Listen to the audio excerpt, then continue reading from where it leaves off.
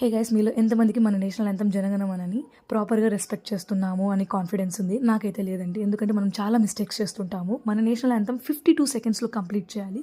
But కొంతమంది ఫాస్ట్గా పాడుతుంటారు, కొంతమంది స్లోగా పాడుతుంటారు. అది ఒక మిస్టేక్. అండ్ చాలామంది హ్యాండ్స్ వెనక్కి ఫోల్డ్ చేసి పాడుతుంటారు. కొంతమంది ఏమో రైట్ హ్యాండ్ తీసుకొచ్చి లెఫ్ట్ సైడ్ చెస్ట్ పైన పెట్టి హార్ట్ పైన పెట్టినట్టుగా పాడుతుంటారు. కొంతమంది ఏమో ఓపెన్ పామ్ అంటే ఫింగర్స్ అలాగా లూజ్గా వదిలేసి పాడుతుంటారు. సో ఇవన్నీ రాంగ్ అనమాట.